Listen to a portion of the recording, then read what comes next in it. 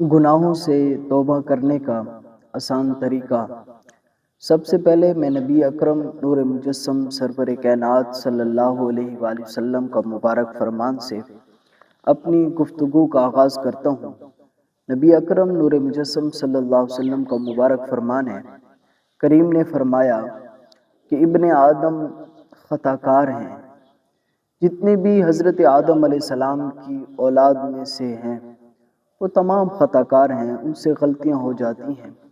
لیکن پھر کریم نے آگے مزید وضاحت بھی فرمائی۔ کریم نے فرمایا کہ سب سے بہترین خطا کار وہ شخص ہے جس سے گناہ ہو جائے، پھر اس کے بعد وہ فوراً رب کے حضور تشریف لائے اور پھر اپنے کریم رب سے صدق دل کے ساتھ معافی مانگ لے تو اللہ تعالیٰ اس کے تمام گناہوں کو معاف فرما دے گا۔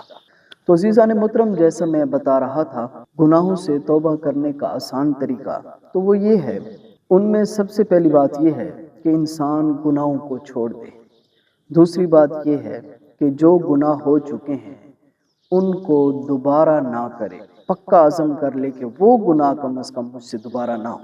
اور پھر تیسری بات یہ ہے کہ جو گناہ ہو چکے ہیں ان پر وہ نادم ہو، شرمندہ ہو۔ حدیث مبارکہ کے اندر موجود ہے کہ رسول پاک صلی اللہ علیہ وآلہ وسلم نے فرمایا کہ میری امت کی یہ نرالی شان ہے کہ جب وہ گناہ کرنے کے بعد جب وہ نادم ہوں گے، پشیمان ہوں گے، ان کا دل اس بات پر گواہی دے گا کہ جو تم نے کیا ہے وہ غلط کیا ہے۔ صرف نادم ہو جانا، پریشان ہو جانا گناہ کرنے کے بعد، یہ بھی میری امت کی توبہ ہے۔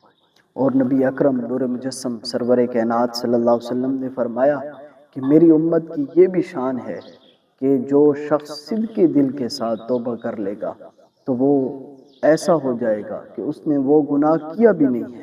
تو ہمیں چاہیے کہ ہم صدق دل کے ساتھ رب کے حضور معافی مانگیں، اللہ تعالیٰ ہمارے تمام گناہوں کو معاف فرما دے۔